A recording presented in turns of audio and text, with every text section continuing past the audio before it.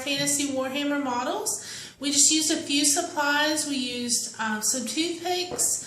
We used a pair of jeweler pliers to clamp the little pieces together, and then the only other thing we used was the Tester brand, both regular and non-toxic plastic cement, because that's what we purchased in our hobby kit that we had.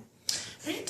So we're gonna get started here, and then afterwards we'll have a few tips for you guys. Here we go.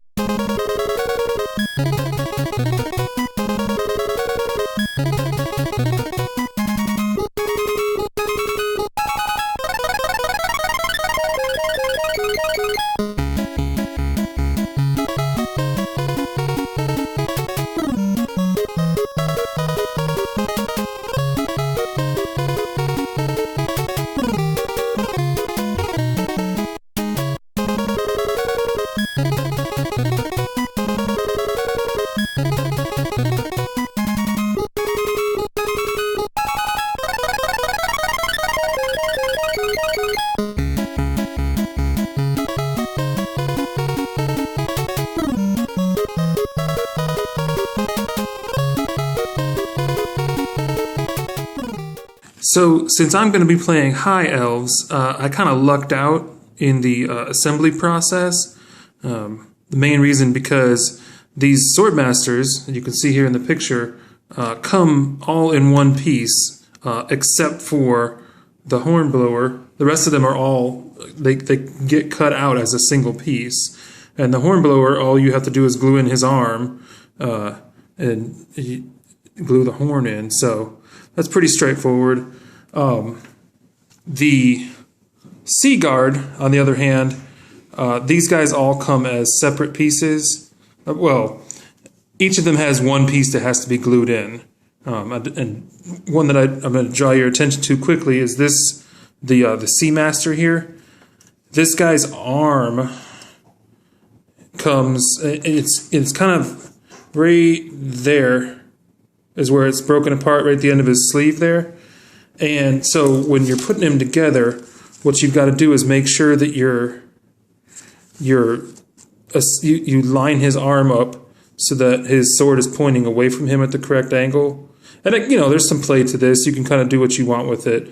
But if you want it to look right and you want it to go into the socket appropriately, just make sure when you're pushing those two pieces together, you get that lined up right.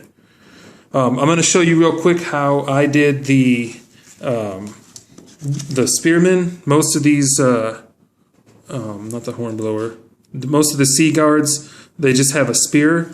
And the way they come is, they come in two parts.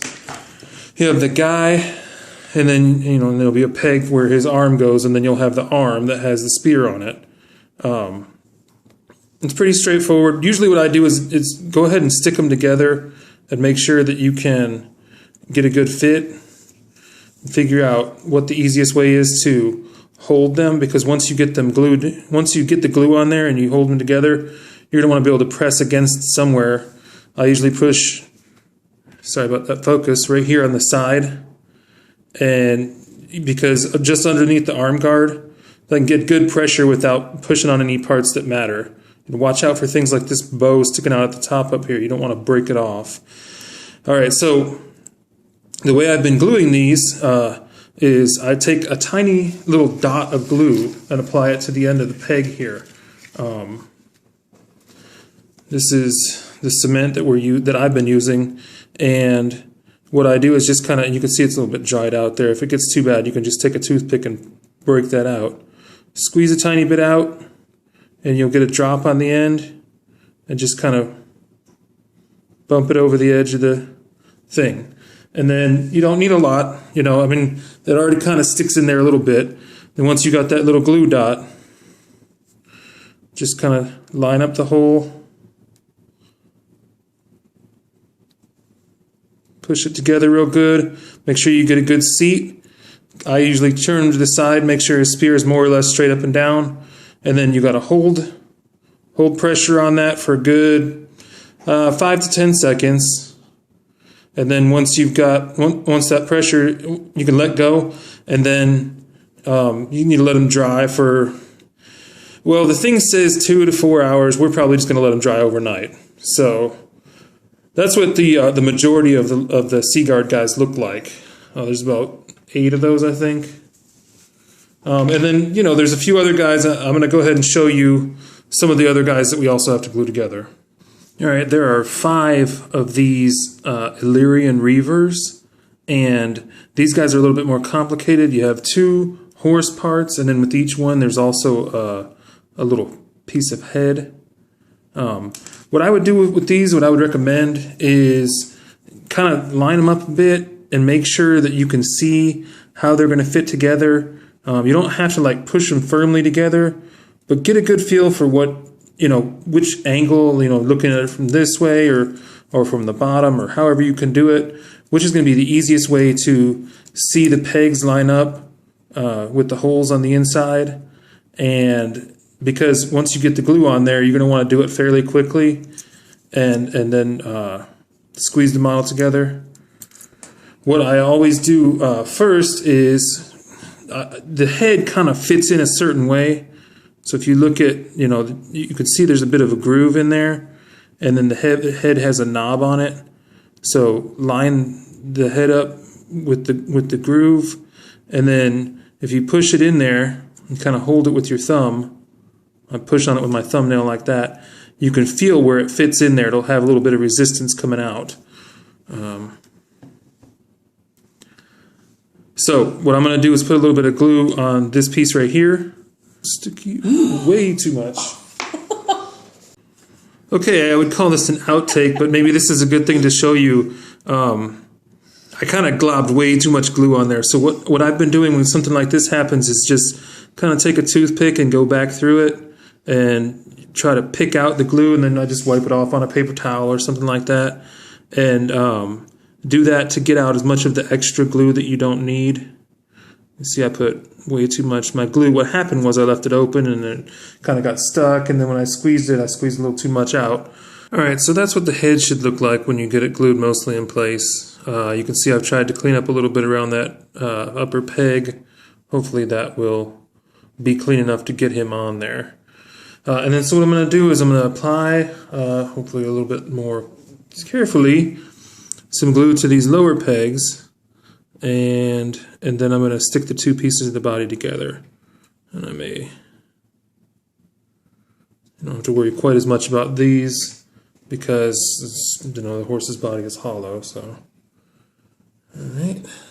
And like I said, kind of figure out which angle works best for you.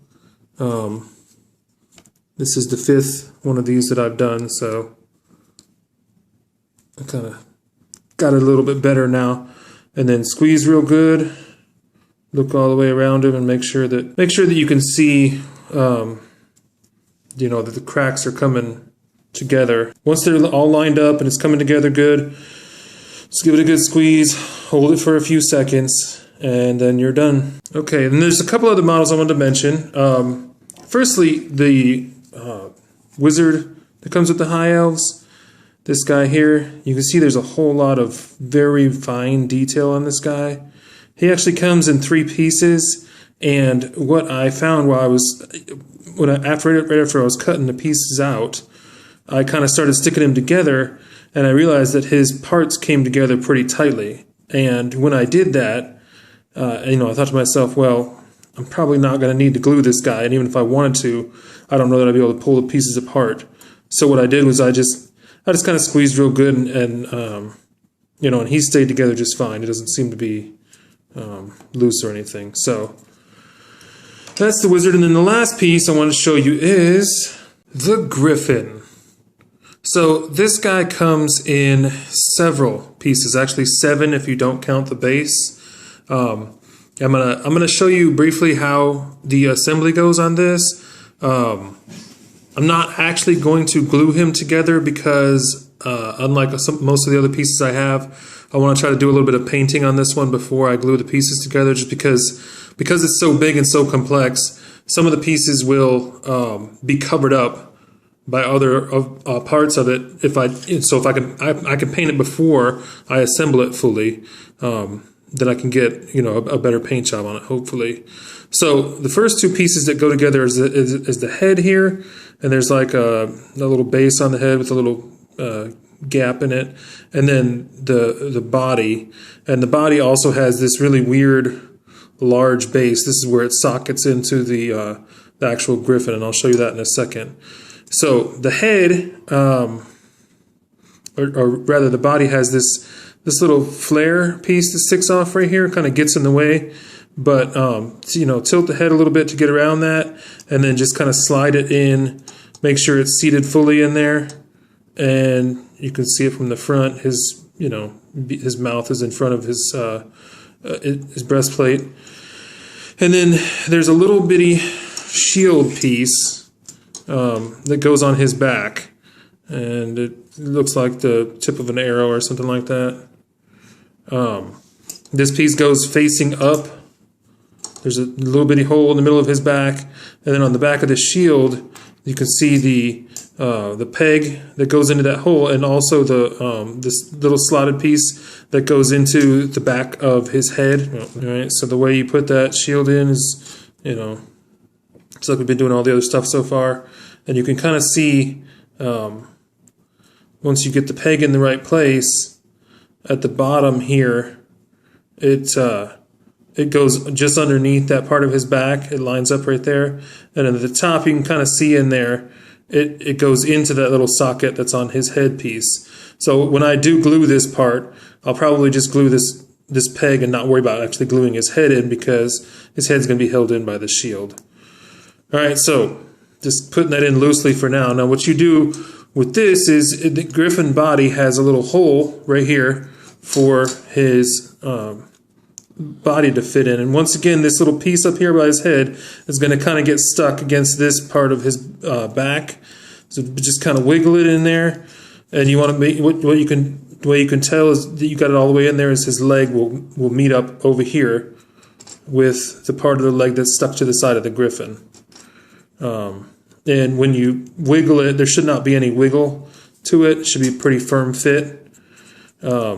I will probably, like I've done with the head on the Illyrian Reavers, I will glue this part in right here so it kind of holds. And then you take the other part of the griffin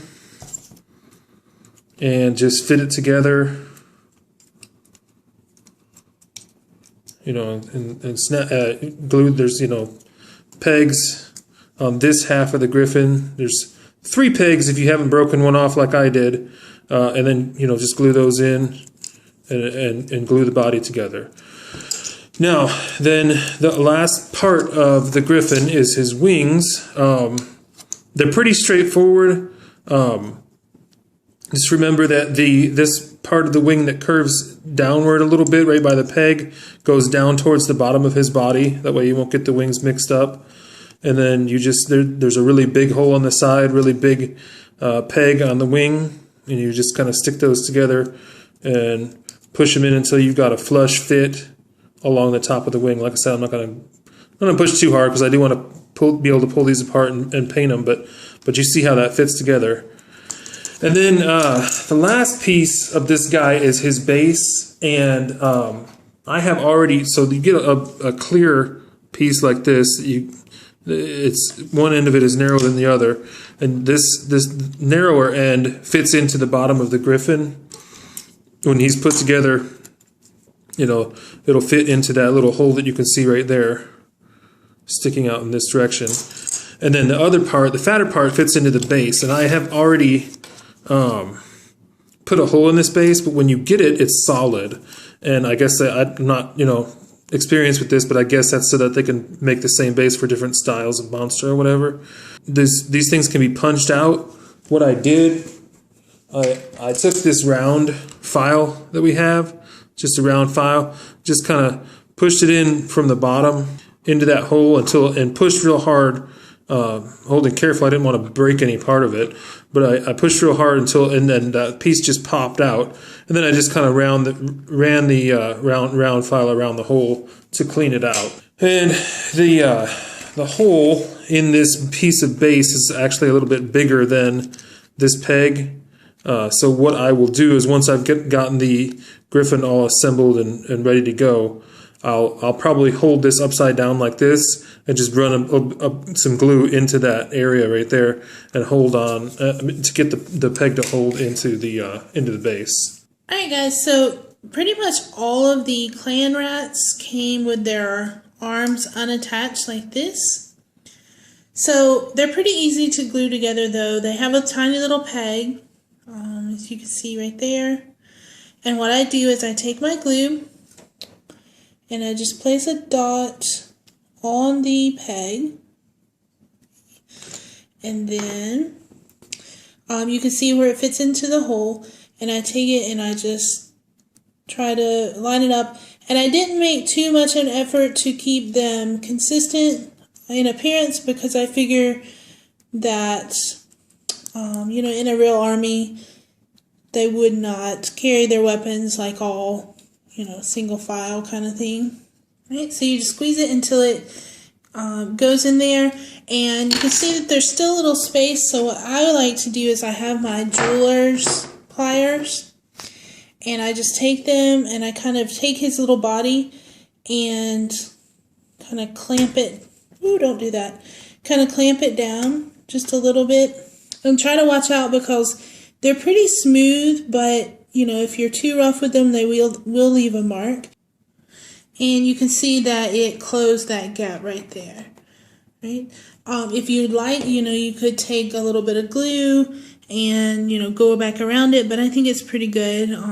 That arm's in there pretty tight. So that's the clan rats, and they were all like that. A couple of the other pieces, which I would like to show you, you need to be very careful with some of them. For instance, this is my champion, and you can see that I broke off his banner, which I'm very irritated about.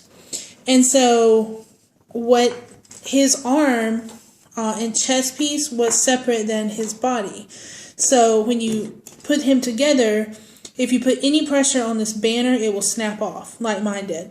So I'm going to try to glue it back together. Hopefully you guys will be able to see it when we paint them. And I feel pretty confident I'll be able to glue it back, but it's going to take some doing to get that back on. So I'm very irritated about that. So make sure that you're careful with that. But just to show you again for the arms. So this is another peg for an arm. So let me put a little dot of glue. It's a little harder to do in front of the camera, away from me. But I have one of my, not sure if he's a clan rat or what he is, but his little arm fits in here. So, okay, so little arm into the hole with the peg. And then I take my jeweler pliers very carefully and clamp it down.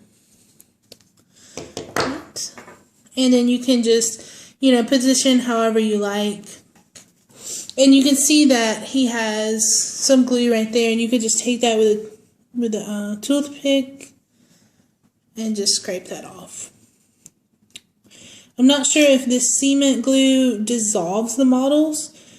It does seem to kind of affect them a little bit with the plastic, so you just want to work kind of quickly before it starts setting up on there or whatever it's doing. This is the non-toxic version. Shutdown was using the regular version. The non-toxic smells like lemon oil. It has like lemon seed in it, and the regular version smells like rubber cement. So just FYI. And the regular version here, it claims that it takes about 5 seconds to set, and then about 2 hours to be fully done, hardened. Whereas the non-toxic stuff is about twice as long in both cases, 10 seconds and then 4 hours. Like I said, we're probably going to let these dry overnight. So, yeah, so far they both seem to be holding similarly well. So, it's just preference for you. I think the rubber cement one would give me a headache after a while. But, You know, this one smells pretty strongly, but not bad.